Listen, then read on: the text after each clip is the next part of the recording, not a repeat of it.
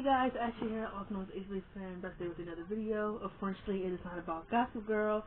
I'm probably going to set up for my Friday because I don't work Friday. I have Friday off, so I'm definitely going to get that Gossip Girl video out the way. I'm not going to tell you guys what it is, but just know that it is coming. But today I'm going to talk about Pirates of the Caribbean because I was just watching the movie not so long ago on my Disney Plus app. And specifically when I talk about Pirates of the Caribbean, I want to talk about what were the writers trying to accomplish with Jack and Elizabeth.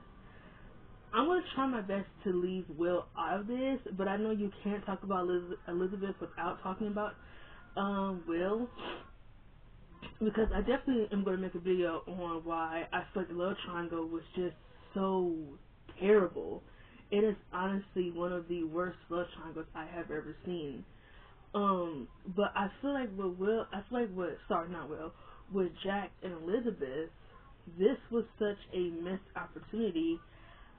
I don't even know what I'm going to call the video. I might say why I think Elizabeth and Jack were a missed opportunity. I might say that. But as I was watching the movies, the first three, however, I just couldn't understand what they were trying to accomplish with Jack and Elizabeth. Because I feel like in the first movie, they were setting up something. And I made videos about this before in the past, but like I said, I'm older now, so I can reanalyze them from an adult mind instead of a teenage mind. I just feel like when you watch the first movie, they were definitely setting them up, her and Jack. You cannot sit here and tell me that they weren't trying to do that just a little bit. Like, we all know that her and Will were going to be something, but I can't help but feel like they were trying to make her and Jack something, because that first encounter, it was a lot of sexual tension in that first encounter. They spent a lot of time together, and the island clip that they had, that was cut down. If you go to the full island clip on YouTube, it is like a full-blown conversation that they chose to take out of the movie to save more time, and it was an undeleted scene in the movie with her and Jack. Like, a lot of scenes with them were cut out of the film, and I kind of don't understand why that is, but I feel like, because in my last video I said, Keira Knightley, she was 18, maybe Johnny Depp didn't want to do anything with an 18-year-old, which is very weird, because I know people might think this would be a weird comment, but when I say this, I mean this. Keira Knightley did not look fucking 18 in Pirates of the Caribbean. She did not look 18. She looked damn near 20. When I was in high school, I looked 18. I don't look that different now that I'm out of high school. Like, I don't look that different because I'm still kind of youngish. But, like, maybe because of my height, I'm a little short. So my people might still think I'm in high school, but I'm not. I'm just short. But she did not look 18. Like, nowhere damn near 18 she didn't look to me. Come on now. She met out with Orlando Bloom. Orlando Bloom had to be like in his mid-20s. Come on, so she can't have a romantic relationship with Johnny Depp, but she can have a romantic relationship with Will. Orlando Bloom had to be in his mid-30s or mid-20s. Like I said, maybe Johnny Depp didn't want to work with her because she was 18, but in the other film, she was like 21 when they did the sequel, Dead Man's Chest. She was like 21, I think, or 22, and she was older in that one. But I want to talk about all three movies and what I feel like could have been accomplished. But I wanted to stay specifically on the first movie. I don't want to get too lost or nothing. Let me just stay focused on the first movie. I just feel like it was something there between her and Jack. I think Keira Knightley and Johnny Depp did have chemistry. And whenever I go back and watch it, I see the chemistry there. I see the sexual tension there. And I am really into, like, opposites attracting. I wouldn't say like it's an enemies to lovers thing because Jack really isn't a villain, but I'm really into like opposites attracting, and her and Jack are very opposites. I think Jack represents everything that Elizabeth has been trying to be her whole life, free to do whatever she wants, not feeling like she has to be imprisoned to the rules of anything like this or who to marry or anything like that. I feel like Elizabeth, deep down, she wants to be her own person. She just never had the realms to do that. And I think when she met Jack, she instantly wanted to be free. And I just feel like, why not keep that going? Why not keep that going? Like, yeah, you could still have her be with Will, but I feel like you could have experimented her and Jack just a little bit more. And like him talk about what had never worked out between them. What the fuck does that mean? They didn't do anything romantically with them in the first movie for him to even drop a line like that. I know her and Will are supposed to end up together. You know, I have nothing against Will and Elizabeth. I just want to say that right now. I'm just more of a Sparrow shipper. Like, whenever I watch the movies, I'm just more into her. I'm just more into her and Jack. I have nothing against Will Beth, their ship name, because I understand that that's what they were doing with her and Will. Like, no, it's the obvious thing. They both grew up together. It's obvious they would have feelings for each other. Completely obvious. I just like in the first movie, they could have done a better job at setting up romantic feelings between Jack and Elizabeth. That's why I'm leaving off in the first movie. The sequel, Dead Man's Chest. This is where things get confusing. No matter how many times I go back and rewatch it, this is when things get really confusing between her and Jack, because we have this compass. This compass that Jack has is telling her that it points to the thing that you want most. So the whole film, Elizabeth is going towards this compass, trying to figure out what she wants, and it keeps pointing towards Jack. And she doesn't understand why it's pointing towards him, only for us to find out later on in the film that it was pointing towards the chest, which makes absolutely no sense. Are you kidding me? Like, really? Really? That's what you're going to tell me? That the whole time the compass was telling her where the chest is, even though it's obliviously pointing towards Jack every single time she opens it. Every time it obliviously points at him. It was confusing. The sexual tension between them is amped up to like 300 in the second movie compared to the first one. There's a lot of scenes where they're talking closely to each other. They're being like making like sexual advances towards each other. He tells her that he'll marry her and that they both can't resist the desire and all of this. They can't resist any of it. And it was just like, what are they doing? Like, I just didn't understand any of it in the second film. I still don't. At 21 years old, I still don't understand it. Because to me, it just felt like, were they trying to set up something here and they just chose not to follow through with it?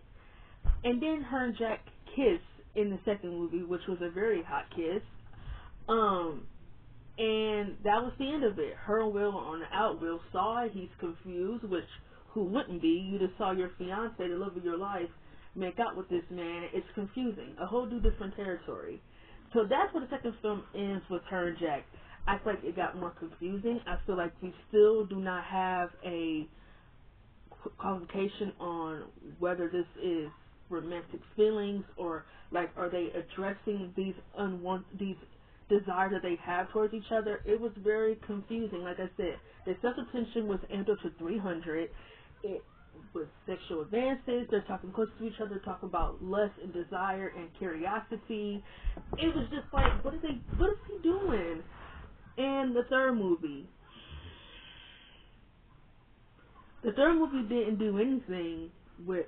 I feel like her and Jack barely had any interactions, and it was obvious that they chose to focus on her and Will more, which I understand. But again, even though the third movie is my personal favorite movie out of the three, still, you set up this kiss and all this confusion in the second movie, and you don't even fall through with that in the third one. There is no talk of an apology for her leaving him for bait. There is no talk of the kiss on what it meant to either one of them. There is nothing. Her and Will talk about it, and she said, you thought I loved him? It's like, yo, if Will feeling like that, it's like her and Jack need to have a conversation on what the hell all that stuff was. It was like everything that her and Jack, all the conversations, all their interactions in the second movie, It didn't matter. They were just like non-existent in the third. None of it. They immediately dropped what they were trying to do with her and Jack in the third movie. And they just went to follow through with her and Will, which I understand. I get that. But still, how can you set up something between them and don't follow through?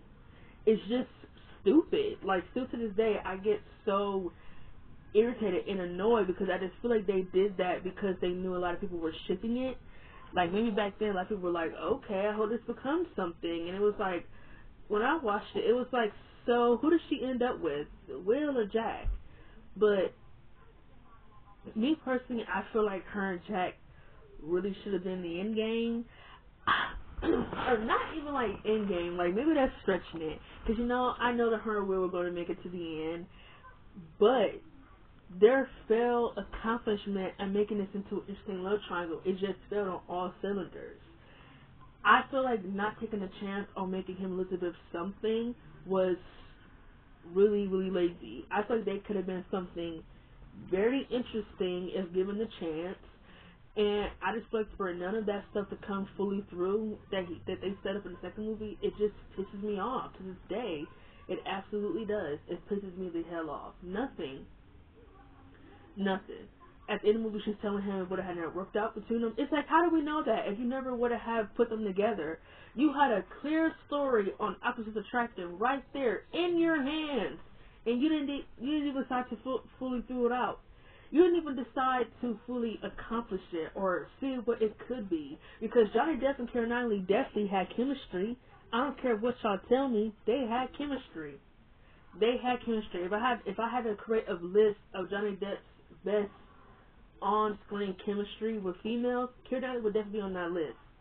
Definitely. She'd definitely be on that list. His best on-screen chemistry is with Winona Ryder. I don't care what anyone says, it's definitely Winona Ryder. It's his best on-screen chemistry. Number one is Winona Ryder. I would say a close second is Christina Ricci. They definitely should have been in more movies together. Him and Christina Ricci had fantastic chemistry. And Sleepy Hollow and The Man Who Cried Wolf, they had great chemistry, but it's not about his best on-screen chemistry. It's not about that. I just feel like no matter how many times I go back and watch the movies, I just feel like this failed accomplishment of making Jack and Elizabeth something just pisses me off, because their attempt to not do anything is what bothers me. And we've seen this a lot in a lot of TV shows and movies where the writers set something up between these two couples, not even these two couples, these two people, and trying to make you think, oh, something's going to happen, but then nothing happens. Nothing. It happens a lot. And I don't get it. I just feel like if you want to make things more interesting, you could have done that. There was nothing standing in Elizabeth and Will's way from not being with each other. And I feel like that was just the one thing missing from the love story, is that no one stood in the middle of it. And I think the love triangle was just terribly written, which, like I said, I will talk about that in a separate video. It was just terribly written, and it was just nothing standing in Will and Elizabeth's way. There was, like I said, like him and Jack, like he don't even ask Jack, like, you got feelings for Elizabeth, what was that kiss about? Like, nothing, absolutely nothing. There was no talk about any of it, nothing. Her heart was made up, it's with Will, because she loves him. It's like, what? You don't just kiss somebody to just do it. No, there were other ways she could have left Jack for bait. A lot of other ways. She chose to kiss him to leave him for bait. She's a little like, I don't know. Seems to me she has feelings there that she definitely wanted to release, and for them to not, like I said, I'm just keep repeating myself because I'm annoyed. For them to get into the third movie and none of it was talked about, it just leaves me in a pool of questions to this day. Like, what could have been? What did they decide not to follow things through? Did they cut things out? Or did they leave the scenes that we don't know about that deals with this? Like, just so many questions and not enough answers that I'm getting. And I think a lot of Sparabeth fans are like pissed off to this day that none of it was followed through. And I know I am. I've always been a Sparabeth shipper. I still am. I just feel like there was something there that could have been accomplished if written correctly. And that's just how I feel. Not a long video, not a long rant, straight to the point. I got my feelings out. Let me know how y'all feel about Sparabeth. I feel like this was, I will give you, I'll say this in closing. If they weren't going to fulfill anything with them, they could have just left it alone in the first movie and just left it there. And in the second movie, don't do no sexual tension, don't do any don't do any sexual advances. They could have just been working together to get Will back. But no, he chose to tease us with Sparabeth scenes and then do nothing with that in the third movie. And that pisses me off, and I'm still mad, and I don't understand it. So, like, in closing, that has been Ashley, known as Ashley Fan. Leave your comments down below, subscribe, and I'll see you guys next time.